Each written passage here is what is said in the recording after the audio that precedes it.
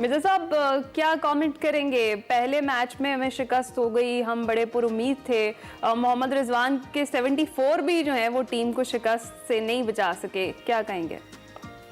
देखिए, अगर आप जाती मफाद को मुल्की मफाद पर तरजीह देंगे तो यही होगा। रिजवान जिस तरह से उन्होंने बैटिंग की, आखिरी ओवर में वो आउट हुए और उनकी वजह से मिडिल ऑर्डर पे प्रेशर पड़ा। जैसे उस्मान खान आउट हुए, जैसे तैयब ताहिर आउट हुए, फिर उसके अलावा इरफान खान आउट हुए, तो प्रेशर पड़ता रहा मिडिल ऑर्डर पर। अब वो अपनी इंडिविजुअल इनिंग्स खेल रहे थे और बाबर आजम खुशकिस्मत थे कि वो 0 पर रन आउट होते होते बचे और फिर उसके बाद वो 0 पर आउट हो गए।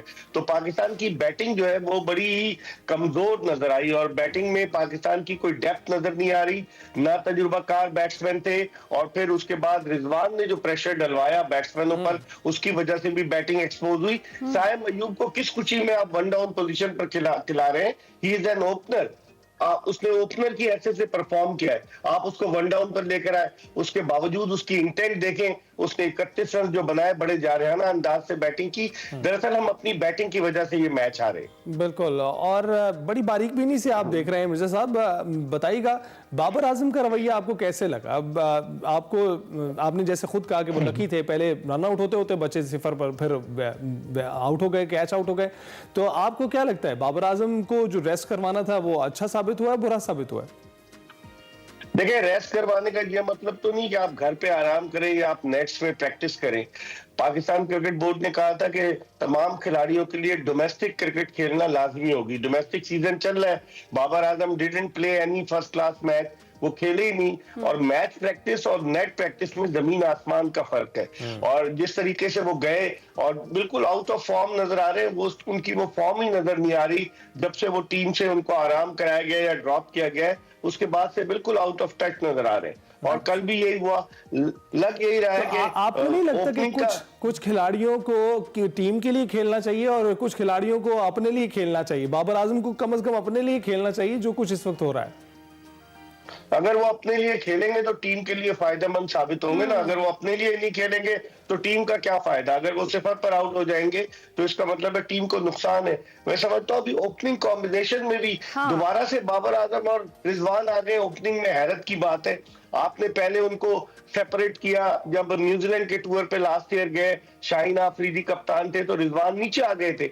लेकिन फिर समझ में नहीं आ रहा स्ट्रेटेजी क्या है। क्या ओपनिंग स्लॉट हमारी कंफर्म है कि बाबर आजम और मोहम्मद रिजवान ही इनिंग्स ओपन करेंगे, या फिर साइम अयूब किस दर्द की दवा है? उनको आपने रखा हुआ है, वो जारहाना अंदाज से खेलते हैं। आपके ख्याल में उनको वन डाउन खिलाना सही नहीं था और ओपनिंग में खिलाना चाहिए था उन्हें?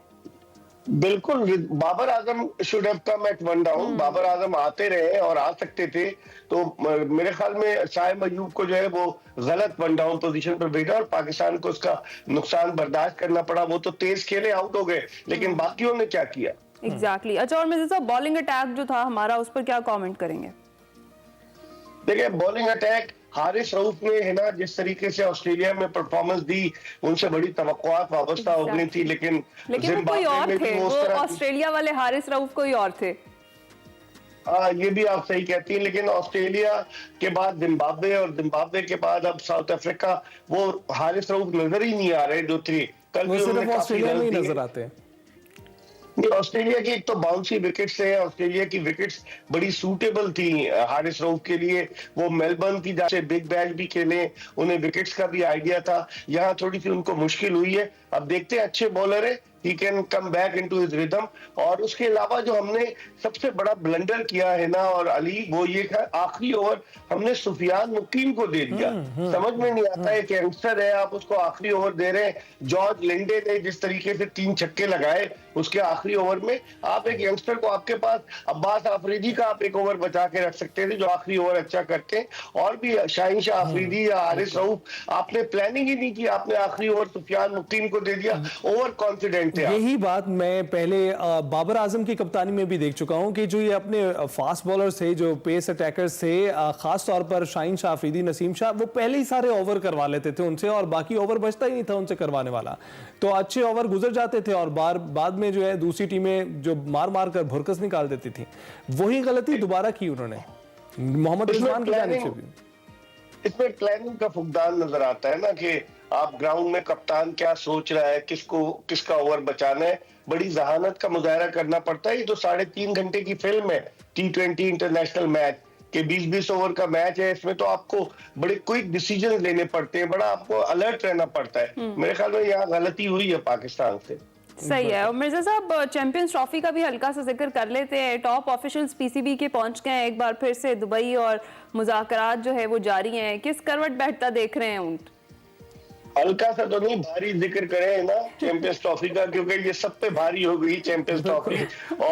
और काफी अरसे से लोग इंतजार में, लोगों की आंखें इंतजार कर करके पत्थर की हो गई हैं। अब आज पाकिस्तान के जो बातचीत चल रही है, कल एक खबर आई थी कि आईसीसी बगैर पाकिस्तान के ब्रॉडकास्टर्स के साथ मिलकर आज शेड्यूल को अनाउंस कर देगा, तो उसकी वजह से थोड़ी हलचल मची है। लेकिन अब ये है कि बातचीत हो रही है, पाकिस्तान अपने मौक़िफ़ पे डटा हुआ है और भारत जो है उसको लिख के देने को तैयार नहीं है। तो देखते हैं, बाद औक़ात ऐसे डिसीजन आते हैं आईसीसी के कि अब आईसीसी को फुट इन करना पड़ेगा, और आईसीसी क्या डिसीजन लेता है ये भी देखना होगा। ब्रॉडकास्टर्स किसी सूरत $मिलियन ऑफ डॉलर्स का नुकसान बर्दाश्त नहीं करेंगे। हाइब्रिड मॉडल पर तो मेरे ख्याल में होगा, ये टूर्नामेंट जरूर होगा, ये मैं आपको बता दूं, क्योंकि अगर टूर्नामेंट नहीं होगा तो $750 मिलियन का नुकसान है। तो टूर्नामेंट जरूर होगा, मुलतवी हो नहीं सकता, क्योंकि उसके बाद कोई विंडो नहीं है।